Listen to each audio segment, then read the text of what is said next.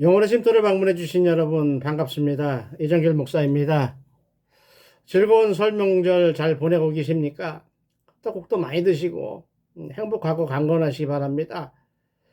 먼저 주에는요, 우리가 로마서 6장 12절로 23절을 중심으로 해서 죄의 노예인가 아니면 하늘 백성인가라는 주제로 말씀을 나누었습니다. 예수님을 믿고 구원함을 받은 사람들의 삶에는 자유함이 있습니다. 또 그렇다고 해서 마음대로 생각하고 행동해도 된다는 말은 아니거든요. 그렇게 살면 자유가 아니라 하나님이 주신 온전한 자유가 아니라 하나님이 가장 싫어하시는 방종이 되는 거기 때문에 그렇지요. 그렇게 자유의지를 가진 우리에게도 주인이 있다고 했습니다. 죄라는 놈에게 붙들려서 죄의 노예로 살아가든지 아니면 하나님을 주인으로 섬기면서 자유롭게 살든지 두 가지 길이 있다고 했습니다. 그런데 하나님을 믿는다고 하는 사람들이 우리가 율법이 아닌 하나님의 은혜 안에 있다고 한다면, 있다고 사도 바울 너가 얘기한다면 죄를 많이 져도 괜찮지 않겠어? 심판당하지 않지 않겠어? 은혜 안에 있다며 이렇게 착각을 했습니다. 그러나 우리를 죽이려고 하는 죄가 아무리 심하다 하더라도 사도 바울이 의도했던 말했던 그 의도가 그거였었죠. 우리를 죽이려고 하는 죄가 아무리 심하고 많다 하더라도 하나님의 은혜는요, 하나님 우리를 사랑하시는 은혜예요. 그래서 우리를 구원하시고자 하는 그 능력은요, 죄악을 물리치고 여러분을 구원하실 만큼 넉넉하고 강력하다라는 말씀을 나누었습니다. 오늘은 7장 1절로 6절 말씀을 중심으로 해서요, 죄에 묶이느냐 풀리느냐라는 주제로 말씀을 나누겠습니다. 먼저 본문이 들어있는 로마서 7장 1절로 25절까지의 큰 단락을 요약 정리해서 말씀을 드리고 갑니다. 율법은요, 우리들의 죄를 없애주지 못해요. 복음처럼 우리를 구원하지 못해요. 넌 죄인이야. 너가 한 것은 잘못한 거야. 너가 한 것은 사형을 당할 짓이야. 여기까지만이 율법이 하는 일이라고 했어요.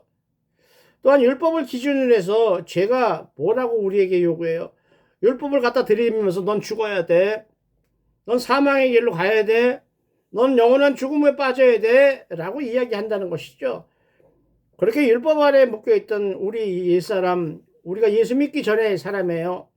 예수님과 함께 죽었기 때문에 이제는 새로운 사람이, 새 사람이 되었다. 새로운 피조물이라고 성경은 말씀하시죠. 옛날에 나는 이미 죽어서 없어졌고 은혜 안에서 새롭게 태어난 사람이 되었다라는 것을 여러분 붙들 수 있기를 원합니다. 자신 있게 붙들 수 있기를 원합니다.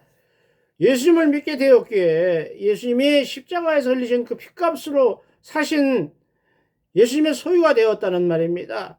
그러므로 죄의 대가를 요구하던 율법이라는 놈은 그 효력이 상실되었죠. 세상법에서도요, 이것을 사도 바울이 이렇게 설명하는 거예요. 세상법에서도 피고인이 사망하게 되면 모든 사건이 소멸돼요. 죄가 소멸되고 뭐 이런 게 아니라 사건 자체가 없던 걸로 된다는 이야기죠. 이러한 일을 사도 바울은 하나 더 설명을 하면서 인간들의 그 당시의 결혼 관습을 빗대어서 한 번 더 자세하게 설명을 하고자 하는 것이죠. 하도 이해를 못하니까 그렇죠. 율법은 잘못된 건 아니에요. 율법이 나쁜 건 아니에요. 본래 율법은 지키기만 한다면 영원한 삶을 얻도록 주신 아주 선한 하나님의 약속이었지요. 레위기 18장 5절에서도요. 너희는 내 규례와 법들을 지키라. 사람이 이를 행하면 그로 말미암아 살 것이다 라고 약속하십니다. 따라서 율법은요, 거룩하고 선한 하나님의 말씀이에요. 약속이에요. 단지 우리가 안타깝게도 우리가 그것을 지킬 능력이 없어서요. 그냥 죽음에 이르는 것이죠. 더구나 율법이 없을 때는요, 자기가 죄를 짓는지 않는지도 모르고 죽어갔다는 것이지요. 율법으로 비추어서 죄인지 아닌지 파악할 수 없으니까 그렇게 됐지요. 그런데 이제 율법이 명확하게 알게 해주지요. 요건 죄야, 요건 아니야, 이건 죽어야 돼, 뭐 이렇게요. 그럼에도 그걸 뻔히 알면서도, 우리가 죽어야 될 걸 뻔히 알면서도 그 잘못을 범하는 이유는 그렇게 선하게 살 하나님의 마음 뜻대로 선하게 살 능력이 없어서 그렇죠. 그럼 어떻게 결국은 죄의 씨름하다. 어떤 신학자는 씨름한다고 표현했지만 뭘 씨름을 해요? 일방적으로 묶여서 죽음에 이르는 것이죠. 묶여서 끌려가는 것이죠. 따라서 우리가요, 로마서 복잡하고 까다롭고 재미 하나도 없지만요, 지루하지만요, 우리가 로마서를 묵상하면서 그 귀한 시간에 저와 여러분이 로마서를 살펴보면서요, 깨달아 할 거예요. 찾아 할 거예요. 죄사함이나 영생을 얻을 수 있는 유일한 길, 또 그것을 주실 수 있는 단 한 분, 그분은 예수 그리스도라는 것을 확실하게 깨닫고 가는 것입니다. 확실하게 깨닫는 것이 은혜인 줄 믿으시기 바랍니다. 그러므로 다음에 할 로마서 8장 1절로 25절은요. 우리 육신이 연약하기 때문에 율법을 온전히 지켜서 구원에 이룰 수 없다는 것을 하나님이 아셨어요. 아셔요. 그래서 하나님이 구원에 이르는 길을 이렇게 열어주십니다. 이렇게 알려주셔요. 열어주시고. 그것이 뭐예요? 하나님의 아들, 신학적으로는 하나님의 아들이라고 이야기했죠. 하나님 당신이 우리를 사랑하셔서 직접 인간의 몸을 입고 오신 그 하나님 예수 그리스도를 세상에 보내서 우리의 죄값을 대신 치르게 하셨고 우리 안에 성령으로 내주하시는 함께 하신다는 약속입니다. 그러므로 이제부터 우리는 죄와 죽음에서 해방되었습니다. 더 이상 정죄받지 않습니다. 영원한 생명을 얻게 되었습니다. 따라서 성령의 인도하심을 따라서 몸의 행실을 죽이고 거룩하게 살면요. 우리 안에 계시는 성령 하나님께서 우리 죄악된 우리 연약한 우리를 그래도 하나님께 직구하기를 하나님의 자녀다. 얘는 하나님의 자녀다.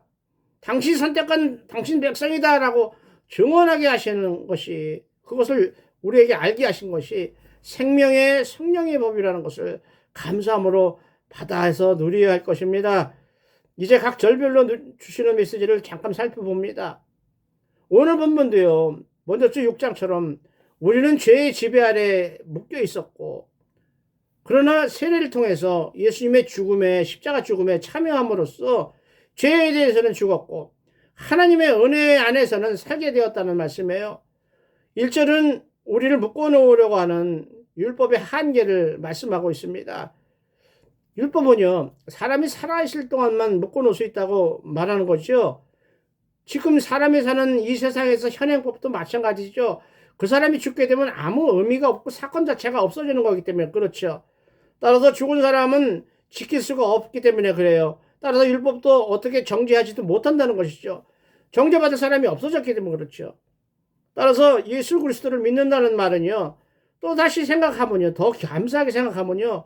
우리가 예수님과 함께 이미 죽었으므로 율법 너 우리 다스릴 수 없어. 율법 너 우리 나쁘다고 정죄할 수 없어. 율법 너 우리를 죽음으로 끌고 갈 자격이 없어. 권한이 없어 이제는. 이런 이야기죠. 이런 말씀이에요. 감사하죠. 왜냐하면요. 조금 전에 여태까지 얘기했지만 예수님이 우리를 대신해서 이미 죽으셨거든요. 어디서요? 십자가에서요. 그 귀한 보혈을 흘리시고 우리 대신 죽어주셨기 때문에 그렇죠. 그러면서 우리가 예수님을 믿는다고 고백하고 죽음을 각오하고 세례를 받았다는 그 의미는 예수님과 함께 죽을 각오로 예수님과 함께 연합해서 이미 죽은 몸이다라는 것을 말씀하는 것이지요. 2절로 3절에서는 사도 바울이 부부관계를 비유를 해서 한 번 더 이야기를 해요. 묶인 것과 풀리는 것을 설명을 하지요. 사도 바울은요. 그 당시에 부부의 그 결혼 관습, 인간들의 결혼 관습을 들어서 이야기하는데요. 여자가 결혼을 하면 지금처럼 뭐 1대1 평등 이런 말을 할 때가 아니잖아요. 소유물로 취급당하던 완전히 얼중에 뭐 갑질 정도가 아니라 완전히 종으로 취급하던 그 당시에 사람들의 관습이에요. 그러니까 여자가 어느 남자에게 시집을 가게 되면 결혼을 하게 되면 그 남자의 소유물이 된다는 것이죠. 따라서 그 남자가 살아있을 동안에는 자기 마음대로 어찌할 수가 없는 입장이에요. 없는 형편이에요. 그러나 그렇게 엄하게 묶여있다 하더라도 그 남자가 죽게 되면 그러니까 다시 말해서 우리가 죄에 묶여있지만 율법이 효력을 상실하게 되면 이런 말과 같죠. 그 남편에게 매여있던 것이 다 자유롭게 풀린다는 것이죠. 다 풀린다는 것이죠. 4절은요. 죽음으로써 율법의 묶임에서 벗어난 것을 설명을 하거든요. 그래서 사도 바울은 형제들이여 라고 이야기를 해요. 여태까지 막 책망하고 너희들 죄인이야. 너희들 조심해야 돼. 정신 차려야 돼. 라고 막 율법을 많이 안다고 까불던 자랑하던 유대인들에게 내 형제들이여 라고 이야기를 합니다. 이렇게 부르는 이유는요. 예전에는 율법을 알기만 하고 지키지도 못하는 율법에 묶여서 죽어야만 했던 사람들이었지만 그럼에도 불구하고 너희들이 은혜를 입어서 예수님을 믿게 되었고 그래서 나 사도 바울과 같이 예수 안에서는 한 형제가 되었기 때문에 내가 형제들이라고 부른다라는 말씀입니다. 다시 말해서 율법의 요구대로 율법이 요구하는 대로 우리 대신 십자가를 지셨던 예수님, 예수 그리스도 그 예수 그리스도의 십자가 고난, 죽음, 아가페 사랑으로 인해서 율법에 대해서는 죽고 예수님 안에서는 하나님을 위해서 생명의 열매를 맺는 귀한 하나님의 백성들이 되었다는 말씀으로 받으셔야 할 줄로 믿습니다. 5절로 6절은요. 육신으로 있을 때 또 성령 안에 있을 때를 이렇게 나누어서 이야기를 해요. 사도 바울은요. 우리가 육신에 있을 때 다시 말해서 율법에 묶여 있을 때 율법으로 말미암아 죄의 정욕이 죄가 우리를 끌고 간다는 것이죠. 어떻게 해요? 우리 몸, 우리 지체, 우리 영혼을 영향력을 행사해서 우리가 죄를 지을 수밖에 없도록 그래서 사망의 열매를 맺을 수밖에 없도록 이끌고 갔다. 그렇게 만들었다라고 말씀합니다. 더구나 구약성경에 기록된 율법 그것뿐이 아니라 요즘 세상을 보면요. 우리를 묶어내려고 하는 진짜 엄청나게 많은 법과 규칙이 있죠. 하다못해 뭐 침묵계를 해더라도 규칙이 있듯이요. 사람들은 참 규칙을 정하기를 좋아해요. 그러나 그 규칙을 만들 때 선한 목표가 있었잖아요. 좋게 되려고, 화목하게 하려고. 근데 그것이 원래 의도했던 대로 규칙이 적용되면 좋지요. 근데 그것으로 해서 다른 사람들을 내 생각대로, 내가 가고 싶은 대로, 내가 하고 싶은 대로 묶으려고 했던 그 핑계로 그런 속셈을 가지고 만들었다면 그것이 곧 율법이 우리에게 적용되는 율법이 우리에게 행하는 것이 잘못된 거와 같다는 것이죠. 율법이 뭐예요? 말로는요. 구약에서 율법을 지키면 구원받고 영원한 나라에 들어간다고 이야기하지만 뭐죠? 너는 죄이냐? 너 그 죄에 있어서 네가 번제 드렸지. 제사함 받았다고 착각하고 있지. 근데 그러면서 번제를 잘못 드린, 의식을 잘못 드린, 하나님께 제사 잘못 드린 그 죄는 언제 갚을 거야? 막 이렇게 옥죄면서 결국은 무너지게 만든다는 거예요. 그러나 이제는 우리를 묶어놓았던 율법에 대해서 예수님이 대신 죽어주심으로 우리도 그 안에서 연합해서 죽었으므로 율법하고 전혀 관계가 없다. 그것을 풀려놨다라고 우리 본문 6절은 말씀하시는 거거든요. 아무 관계가 없다. 풀려났다는 얘기죠. 그렇다고 해서 아까도 얘기했죠. 우리가 완벽한 사람이 진짜 의인이 되었다는 말은 아니에요. 우리가 스스로 만들었던 율법이나 또 세상이 가르쳐주는 율법이나 사람이 만들었던 규칙 율법에 그 율법에서 헤어나지 못하고 어쩔 수 없이 묶여서 살아가고 있던 우리의 옛사람, 예수 믿기 전에 우리의 죄악된 인생을 이야기하는 거예요. 우리의 옛사람이 영원히 죽음의 길로 갈 수밖에 없어도 그 불쌍한 인간들이 이제는 그 묶임에서 벗어날 수 있도록 스스로 벗어날 수 있도록 길을 열어주셨다는 것이죠. 누가요? 하나님 아버지가요. 어떻게 해요? 예수님이 십자가를 지심으로. 그런 은혜가 바로 예수 그리스도로 인해서 나타났고요. 우리가 따르고 의지할 진리의 말씀으로 나타났다는 것이죠. 따라서 우리가 말씀을 묵상한다는 거 있잖아요.